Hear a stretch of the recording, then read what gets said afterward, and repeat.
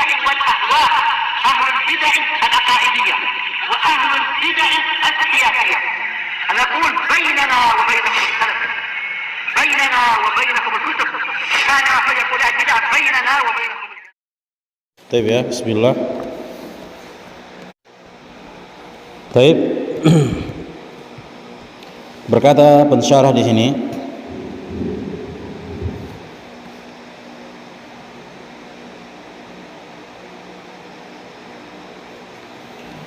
wal fi'lu madi, adapun fi'il madi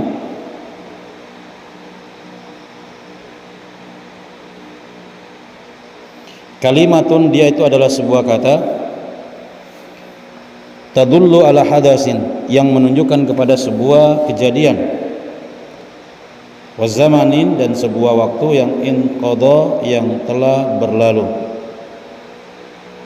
Jadi kalimat fi'il madi itu adalah sebuah kata yang definisinya menunjukkan kepada sebuah kejadian, sebuah perbuatan, dan sebuah zaman, sebuah waktu yang kejadian atau peristiwa tersebut itu telah terjadi, telah berlalu, ya, telah terjadi di masa yang lalu. Atau definisi yang kedua, au fi hukmi ma inqadha litayakkunihi, atau dia itu adalah suatu kata yang dihukumi pasti akan terjadi, litayakkunihi, karena didasari dengan keyakinan. Jadi fi'il madi itu adalah sebuah kata yang menunjukkan kepada suatu perbuatan, suatu kejadian, dan suatu waktu yang telah berlalu, telah terjadi. Itu yang kita ketahui definisi dari fi'il madi biasanya kan, ya, sebuah kata yang menunjukkan makna pada dirinya dan berkaitan dengan waktu yang telah lampau, waktu yang telah lalu. Atau definisi yang lain, dia itu adalah sebuah kata yang menunjukkan kepada sebuah makna, suatu kejadian yang dihukumi pasti akan terjadi. Terjadi belum, tapi pasti akan terjadi, karena memang didasari dengan keyakinan. Nahu, contoh antum perhatikan. Fal awwalu, untuk definisi yang pertama, yaitu suatu kata yang menunjukkan kepada suatu makna atau suatu kejadian dan suatu zaman yang telah berlalu. Safara ad-dhaifu, ya, tamu itu telah safar. Paham ini? Nah, safara di sini adalah fi'il madi. Lihat, fas-safara kalimatun tadullu ala hadasin, dia adalah suatu kata yang dia menunjukkan kepada suatu kejadian. Wa huwa as-safaru, kejadian itu namanya safar. Ya, kejadian itu namanya adalah safar. Yaitu telah safar, telah berpergian. Wa zamanun inqadha qabla nutqi bihadhil kalimah, dan dia itu menunjukkan kepada suatu zaman, suatu waktu yang telah berlalu sebelum diucapkan dengan kalimat tersebut. Jadi sebelum kalimat itu diucapkan, ya, waktu yang menunjukkan tentang kejadian itu sudah berlalu, dan kejadian yang terjadi di kejadian tersebut, di fi'il tersebut juga sudah berlalu. Jadi orangnya sudah safar, tamunya sudah safar, baru kita mengatakan safara ad-dhaifu, tamu itu telah safar, telah bepergian, telah pergi. Paham ini? Maka kata safara itu adalah suatu kata yang menunjukkan kepada suatu kejadian. Apa kejadiannya? Yaitu kejadian safar, itu melakukan perjalanan, dan menunjukkan kepada suatu zaman, yang mana zaman ini inqadha qabla nutqi bihadzal kalimah, yang zaman ini telah selesai, telah berlalu sebelum kalimat ini diucapkan. Sebelum antum ucapkan safara ad-dhaifu, perbuatan yang ada di dalamnya dan waktu kejadiannya itu sudah berlalu, sudah terjadi, baru antum ucapkan. Paham? Wasani, adapun contoh yang kedua. Contoh yang kedua ini adalah suatu kata yang dihukumi pasti akan terjadi. Dia belum terjadi, tapi fi'il madi ini dihukumi pasti akan terjadi. Beda tuh ya. Kalau yang pertama tadi, tadullu ala hadasin wa zamanin inqadha, menunjukkan kepada suatu kejadian dan suatu zaman yang sudah berlalu, sudah berakhir, sudah terjadi. Kalau yang kedua, dia menunjukkan kepada suatu kata, tapi suatu kata tersebut dihukumi pasti akan terjadi. Kalau terjadi belum terjadi dia, cuman pasti terjadi. Dan dia dihukumi juga fi'il madi. Nahu qaulihi ta'ala, seperti perkataan Allah Subhanahu wa taala, ata amrullah, ya, akan datang ketetapan Allah Subhanahu wa taala. Antum lihat kata ata amrullah. Ketetapan Allah itu datang, akan datang. Di situ fi'il madi ya. Padahal ketetapan Allah itu belum terjadi. Nanti akan terjadi, tapi pasti terjadi. Maka di sini dia dianggap juga masuk dalam definisi fi'il madi. Ya, yaitu apa? Dihukumi, suatu kata yang dihukumi pasti akan terjadi. Suatu kata yang menunjukkan kepada suatu kejadian dan suatu zaman yang pasti akan terjadi. Dihukumi pasti terjadi. Namun ketika diucapkan ata amrullah, ketetapan Allah telah datang atau akan datang, ata amrullah, di situ ketetapan Allah ketika antum mengucapkan kalimat tersebut, ketika diucapkan kalimat itu belum terjadi. Nanti di hari kiamat perkara itu terjadi. Tapi di sini dipastikan itu akan terjadi. Paham nggak perbedaannya, Bu Aisyah? Kalau contoh yang pertama tadi gini, safara ad-dhaifu, itu ketika antum mengucapkan kalimat itu, perbuatan safar sudah terjadi dan waktunya pun sudah terjadi. Ya betul-betul tamu itu memang sudah safar, sudah berangkat, sudah pergi, baru antum ucapkan. Kalau yang kedua, ketika antum mengucapkan kalimat tersebut, kejadiannya belum terjadi, cuman dihukumi pasti terjadi, dan itu juga tetap dianggap fi'il madi. Contohnya seperti itu tadi, ata amrullah, ya, akan datang ketetapan Allah Subhanahu wa ta'ala. Ketetapan Allah itu akan datang, akan terjadi. Nah, ketika diucapkan kalimat ata amrullah, itu ketetapannya belum terjadi, namun nanti itu pasti terjadi, makanya dia tetap dihukumi fi'il madi, karena kejadian itu pasti tetap akan terjadi. Berbeda tuh. Kalau yang pertama tadi sudah terjadi baru antum ucapkan, makanya dikatakan tadi qabla nutqi bihadhil kalimah, sebelum diucapkan dengan kalimat ini. Sebelum kalimat itu diucapkan sudah terjadi. Kalau yang kedua, ketika antum ucapkan kalimat tersebut kejadiannya belum terjadi, namun tetap dianggap fi'il madi. Loh, kenapa bisa? Karena kejadian itu pasti akan terjadi. Gitu loh, kejadian itu pasti akan terjadi. Setiap kejadian yang dihukumi dia pasti akan terjadi, maka dia juga dihukumi sebagai fi'il madi. Karena kalau antum nggak masukkan definisi itu, antum nggak bisa menghukumi ata di sini sebagai fi'il madi. Ata amrullah, akan datang kejadian apa? Ketetapan Allah Subhanahu wa ta'ala. Ata itu fi'il amr, fi'il madi. Padahal kejadiannya belum terjadi loh. Ketika antum diucapkan kalimat ini, diturunkan kalimat ini, ata amrullah, ketetapan Allah akan turun, akan terjadi. Itu belum terjadi, nanti terjadinya, gitu loh. Tapi Allah sebutkan dengan bentuk konteks fi'il madi. Nah, makanya para ulama menyebutkan fi'il madi itu untuk sesuatu yang sudah terjadi atau sesuatu yang belum terjadi namun dia pasti terjadi.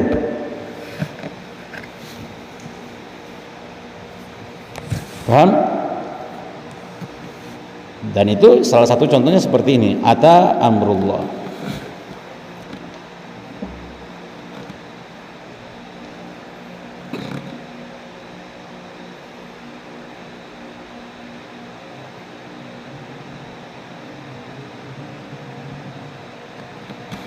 Antum lihat ta'liq nomor 2. Al-azminatu, waktu itu salah satu, ada 3. Jadi kan dikatakan di sini qabla nutqi bihadhil kalimah, sebelum diucapkan kalimat tersebut. Nah, ada ta'liqnya, al-azminatu salah satu, waktu itu ada 3. Yang pertama adalah al-halu, ada waktu hal. Wa huwa zamanul ladzi yahsulu fihi al-kalam, dia itu adalah waktu yang dimana kalam itu terhasilkan di dalamnya. Jadi dia itu adalah suatu waktu yang ketika kalam itu terhasilkan, diucapkan, dibicarakan. Ketika kalam itu dibicarakan, diucapkan, itu namanya waktu hal, gitu loh. Paham? Seperti saya sedang mengajar. Nah, ketika anak menyampaikan ini, waktu anak ketika menyampaikan itu namanya waktu hal, karena anak sedang pekerjaan itu, perbuatan itu terjadi di saat waktu berbarengan dengan waktu di mana saya sedang mengucapkan kalimat tersebut. Paham? Bahwa zamanul ladzi yasru fihi al-kalam, dia itu adalah waktu yang kalam itu terhasilkan di dalamnya. Waktu sekarang kalau kita bilang, jadi ketika antum ucapkan suatu kalimat, di waktu antum ucapkan kalimat tersebut kejadiannya terjadi di situ. Nah, itu namanya waktu sekarang. Yang kedua, wal istiqbalu, ada waktu istiqbal, waktu yang akan datang. Wa huwa zamanul ladzi yubda'u ba'da intiha'il kalami mubasyaratan. Ya.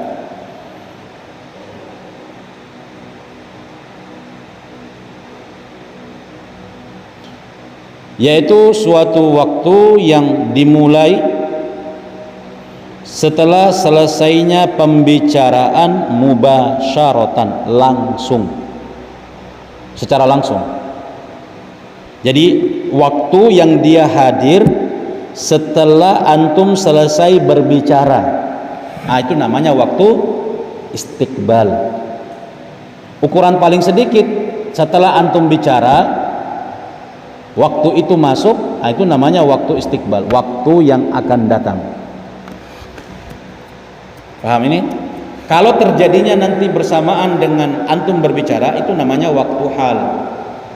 Kalau terjadinya setelah antum berbicara, maka perbuatan itu dianggap terjadi di waktu istiqbal. Setelah berbicara baru terjadi.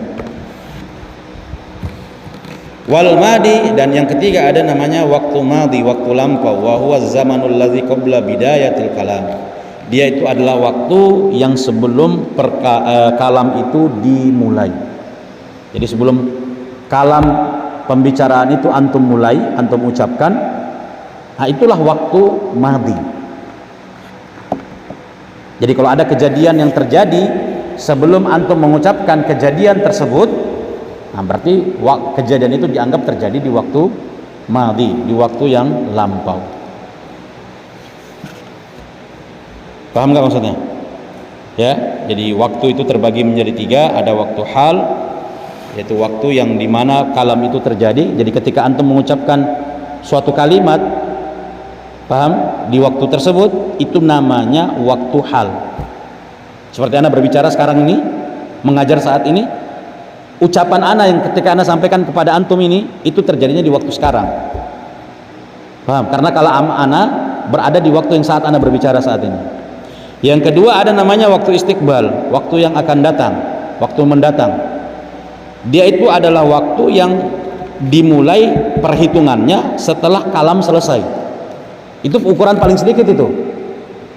Ukuran paling kecil dianggap waktu istiqbal kalau ada suatu kejadian terjadi setelah kita berbicara. Misalkan anak berbicara sekarang, kemudian tiba-tiba kertas anak terjatuh. Paham? Kejadian yang ana sebutkan tadi terjadi setelah ana berbicara, maka itu namanya waktu istiqbal. Paling sedikit setelah berbicara berhenti kemudian terjadi di waktu itu namanya waktu istiqbal. Paham nggak? Nah, kalau madi itu adalah suatu kejadian yang terjadi di suatu waktu sebelum kalam itu diucapkan. Sebelum antum ucapkan suatu kalam, suatu kalimat, tapi pekerjaannya, waktunya itu sudah terjadi. Nah, itu namanya waktu madi, waktu yang lampau atau waktu yang telah lalu.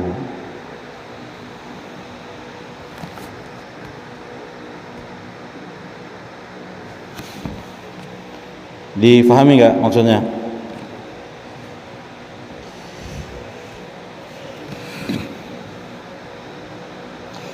Kemudian antum lihat alamatul fi'li madi, kita masuk di tanda fi'il madi. Waqad dzakara al-musannifu lil fi'li madi alamatan tumayyizuhu anil mudhari'i wal amri. Musannif yaitu Ibnu Hisham telah menyebutkan di dalam matannya itu tanda untuk fi'il madi, sebuah tanda untuk fi'il madi. Tumayyizuhu, yang mana tanda tersebut bisa membedakan fi'il madi anil mudhari'i wal amri, dari fi'il mudhari dan fi'il amr. Jadi musannif Ibnu Hisham di dalam matannya itu menyebutkan ada sebuah tanda untuk fi'il madi, yang mana tanda itu nanti tumayyizuhu, bisa membedakan antara fi'il madi dan mudhari dan fi'il amr. Itulah yang disebut wa yu'rafu bi ta'i ta'nisis sakinah. Dan fi'il madi itu diketahui dengan kemasukan ta ta'nis sakinah.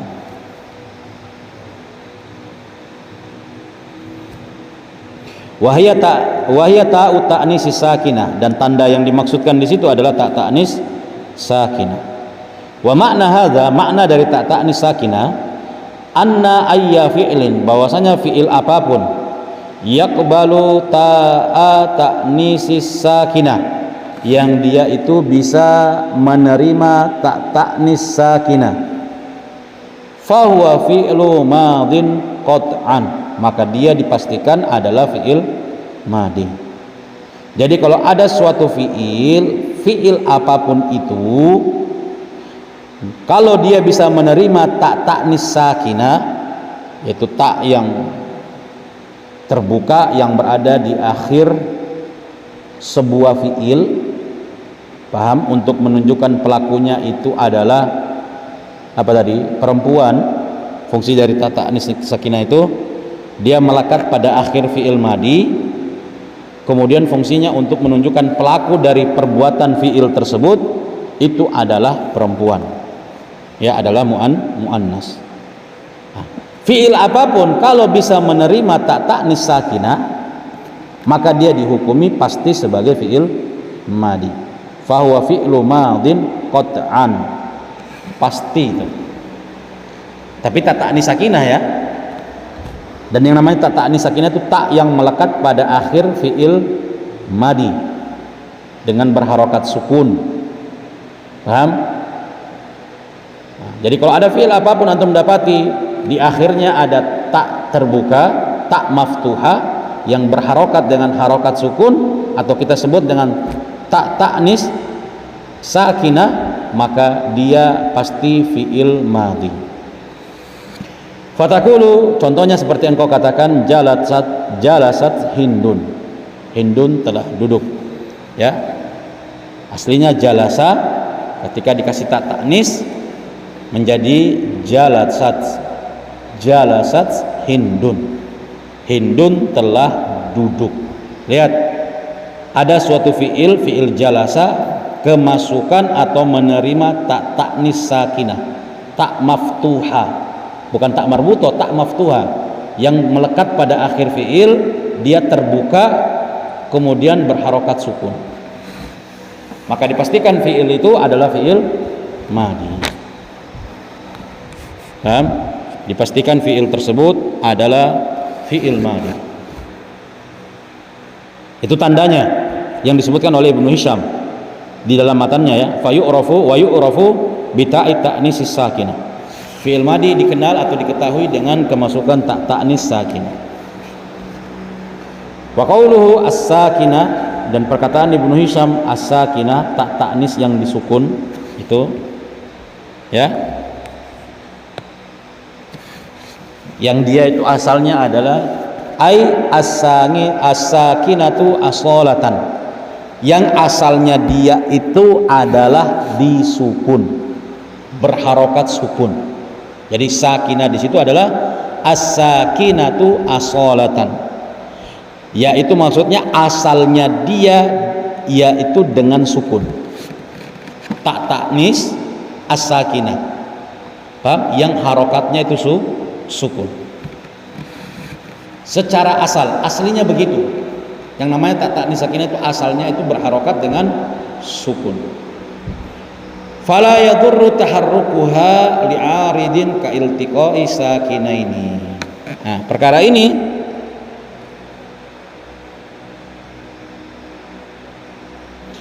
fala yadurru taharrukuha, tidaklah memudaratkan untuk mengharokatkan tak tersebut. Artinya tidak mengapa dia itu berharokat li'aridin, karena ada suatu alasan atau suatu tujuan tertentu. Seperti apa? Kaltiqai sakinaini, seperti karena bertemunya dua sukun.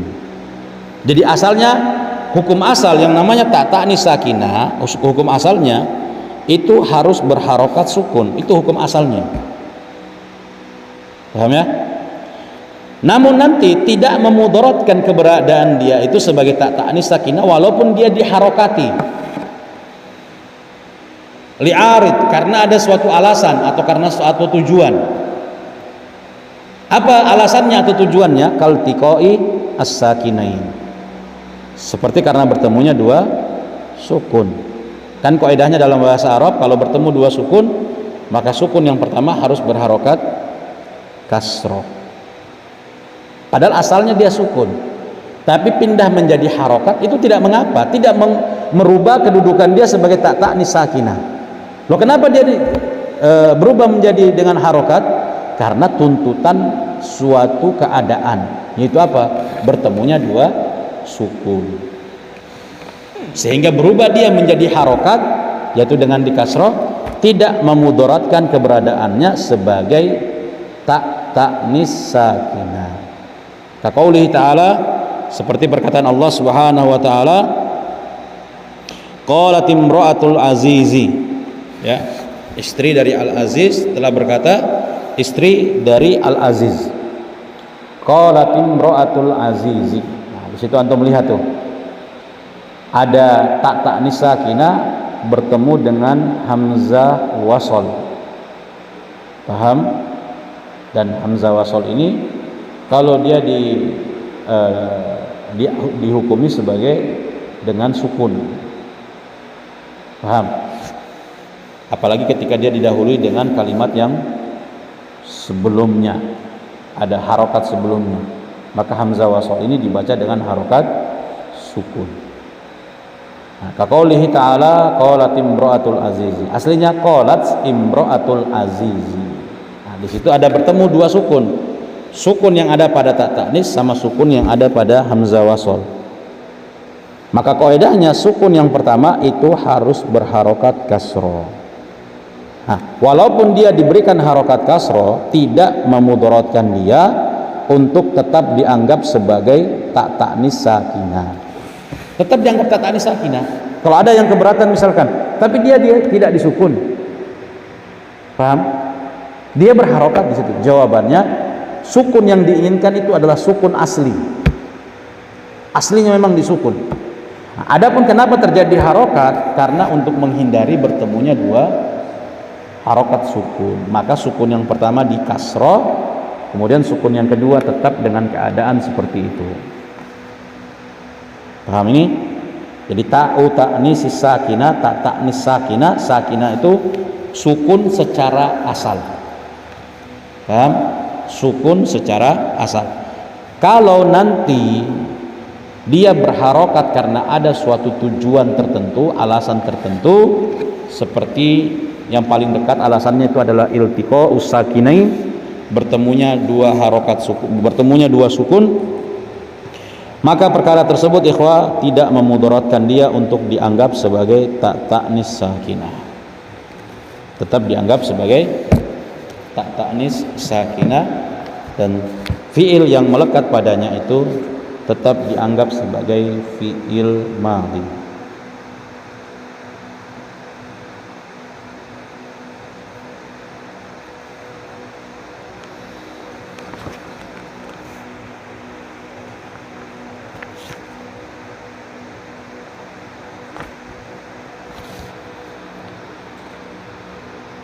Jelas? Paham Abu Isa? Ya. Baik ya, ini dulu insyaallah. Kita lanjutkan nanti di pertemuan berikutnya.